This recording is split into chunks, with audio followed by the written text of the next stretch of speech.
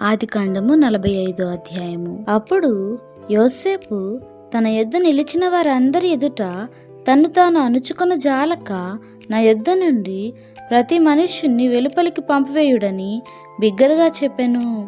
యోసేపు తన సహోదరులకు తన్ను తాను తెలియజేసుకున్నప్పుడు ఎవ్వరును అతని యొద్ద నిలిచి ఉండలేదు. అతడు ఎలుగెత్తి ఏడవగా ఐగుప్తీయులను ఫరో ఇంటి వారును వినిరి. అప్పుడు యోసేపు, నేను యోసేపును, నా తండ్రి ఇంకా బ్రతికియున్నాడా అని అడిగినప్పుడు అతని సహోదరులు అతని సముఖమునందు తొందరపడి అతనికి ఉత్తరము ఇయ్యలేకపోయిరి. అంతటా యోసేపు, నా దగ్గరకు రండని తన సహోదరులతో చెప్పినప్పుడు వారు అతని దగ్గరకు వచ్చిరి.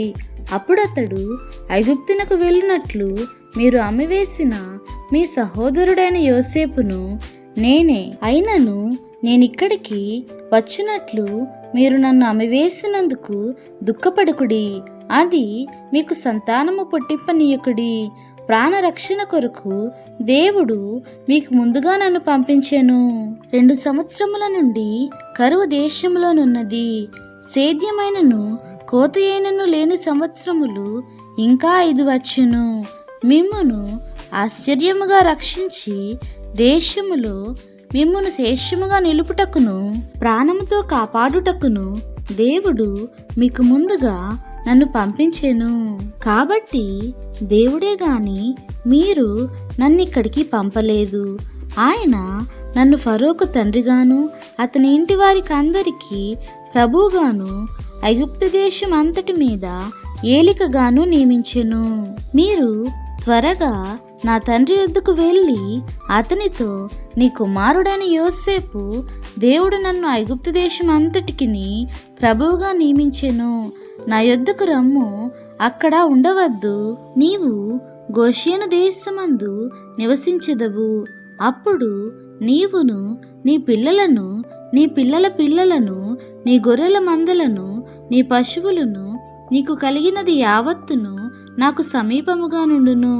ఇకను 5 కరువు సంవత్సరములు వచ్చును. కనుక నీకును నీ ఇంటి వారికిని నీకు కలిగినదంతటికిని పేదరికం రాకుండా అక్కడ నిన్ను పోషించదనన్నాడని చెప్పుడి. ఇదిగో మీతో మాట్లాడుచున్నది నా నోరే అని మీ కన్నులను నా తమ్ముడైన బెన్యామీను కన్నులను చూచుచున్నవి. ఐగుప్తులో నాకు కలిగిన సమస్త ఘనతను మీరు చూచినది యావత్తు నా తండ్రికి తెలియచేసి త్వరగా నా తండ్రిని ఇక్కడికి తీసుకుని రండని తన సహోదరులతో చెప్పి తన తమ్ముడైన బెన్యామీను మెడ మీద పడి ఏడ్చెను. బెన్యామీను అతని మెడ మీద పడి ఏడ్చెను. అతడు తన సహోదరులందరినీ ముద్దు పెట్టుకొని వారి మీద పడి ఏడ్చిన తరువాత అతని సహోదరులు అతనితో మాటలాడిరి. యోసేపు యొక్క సహోదరులు వచ్చిన వర్తమానము ఫరో ఇంటిలో వినబడెను. అది ఫరోకును అతని సేవకులకును ఇష్టముగా నుండెను.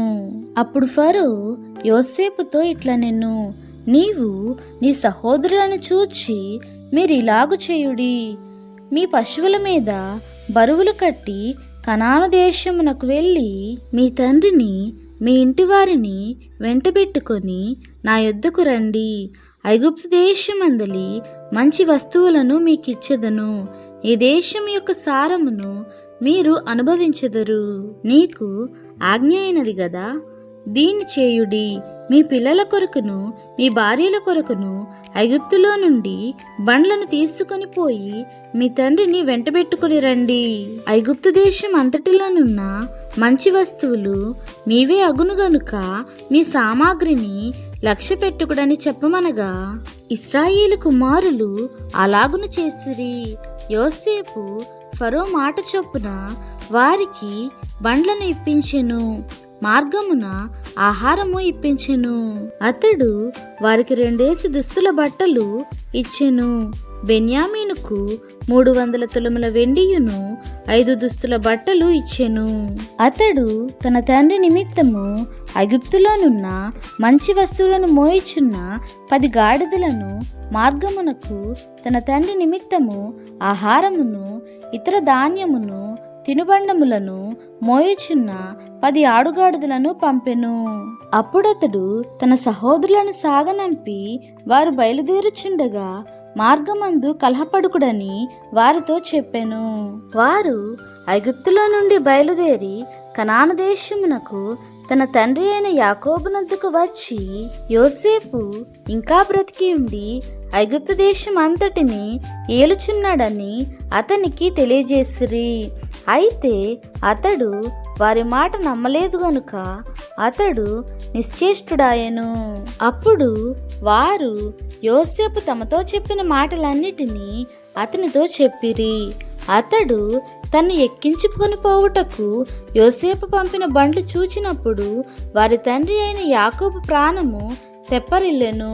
అప్పుడు ఇశ్రాయేలు, ఇంతే చాలును, నా కుమారుడైన యోసేపు ఇంకా బ్రతికి ఉన్నాడు, నేను చావక మునుపు వెళ్ళి అతన్ని చూచెదనని చెప్పాను.